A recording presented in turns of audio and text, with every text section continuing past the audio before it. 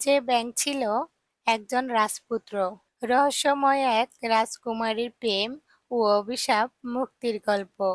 আজ আমি তোমাদের শোনাবো দূর কোনো রাজ্যের এক রহস্যময় গল্প, যেখানে রাজকুমারী বিয়ে করেছিল একটি ব্যাঙকে।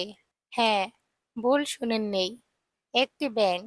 কিন্তু কেন, কিভাবে, কিসের জন্য এমন অবিশ্বাস ঘটনা ঘটলো? চলো গল্পটি শুনে নেই। বহুদূরের পাহাড় পর্বতের কূলে ছিল এক রাজ্য, নাম সুবর্ণপুর। সেই রাজ্যের রাজা ছিলেন ন্যায় পরায়ণ ও দয়ালু, আর তার একটি মেয়ে রাজকুমারী আননিশা ছিল। চোখে সমুদ্রের মতো গভীরতা, হৃদয়ে মমতা, স্বভাবে মিষ্টি। রাজ্য জুড়ে সবাই বলতো এই মেয়েটার মন যেন সত্যিই সোনা। কিন্তু সংকট ছিল রাজ্যে। একদিন না হয় আরেক দিন রাজ্যের উপর ভয়ঙ্কর দুর্ভিক্ষ নেমে এলো। নদীর পানি কমে গেল, ফসল মরল, মানুষের ঘরে খাবার নেই।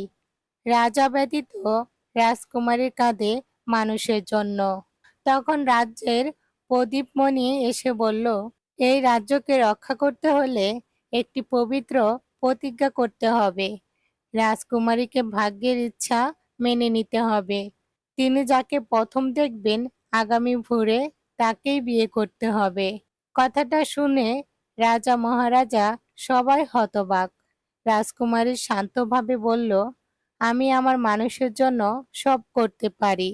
যদি আমার ত্যাগ সকল মানুষ বেঁচে চায়, তবে আমিও প্রস্তুত। রাত গেল, অন্ধকারের ভোরের ঘটনা। ভোর যখন হলো, রাজকুমারী প্রাসাদের বাগানে হাঁটছিল। মাটি ভেজা, সূর্য উঠেছে ধীরে। হঠাৎ পুকুরের ধারে চোখ পড়ল একটি ব্যাঙ। সবাই শুদ্ধ, এটাই কি তাহলে ভাগ্য? মণি বলল, হ্যাঁ, যার প্রথম দর্শন হবে সেই তোমার জীবন সঙ্গী।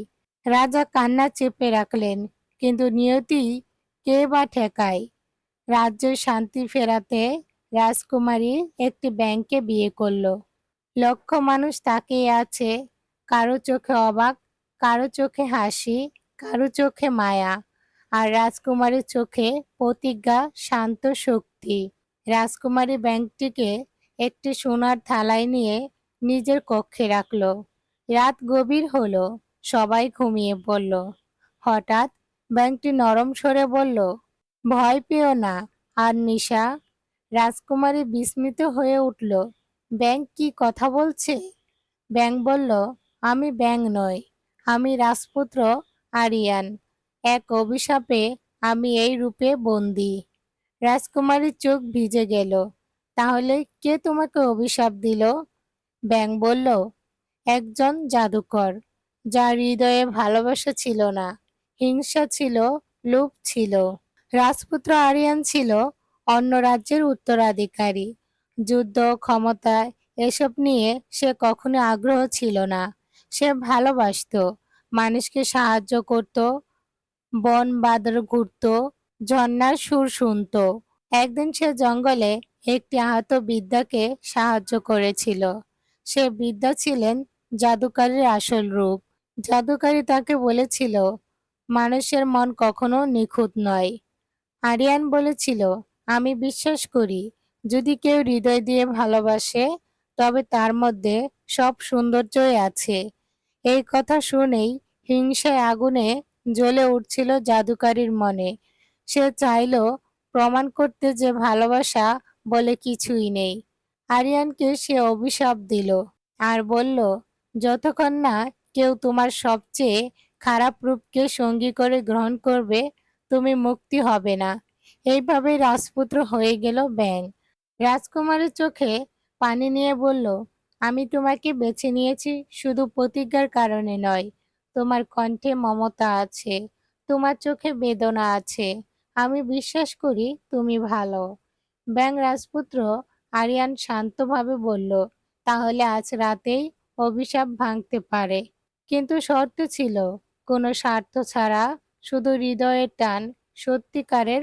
রাজকুমারী ধীরে ধীরে ব্যাঙটিকে হাতে তুলে নিল, চোখ বন্ধ করলো, হৃদয়ের শান্ত। আর যখন সে ব্যাংকে চুমা করল, এক ঝলকে আলো, ঝড়ের মতো বাতাস, ঘর কেঁপে উঠল। আর ব্যাঙ রূপ পাল্টিয়ে ফিরে এলো এক সুদর্শন যুবক, রাজপুত্র আরিয়ান। সুবর্ণপুর আরিয়ানের রাজ্য। দুই রাজ্য এক হলো। দুর্ভিক্ষ থেমে গেল। বৃষ্টি হলো, ধান ফলল, মানুষ হাসলো। রাজকুমারী আন্নিশা ও রাজপুত্র আরিয়ান মানুষের চোখে হয়ে উঠল ত্যাগ ও সত্যিকারের ভালোবাসার প্রতীক। তারা রাজ্য শাসন করত কঠোরতা নয়, ভালোবাসায়।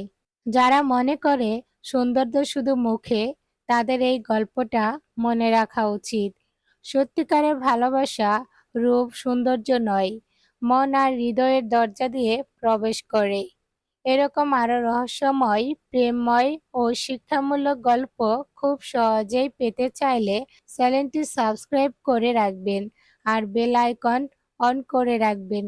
আমি আবার ফিরে আসব নতুন গল্প নিয়ে। সে পর্যন্ত সবাই সাথে থেকো।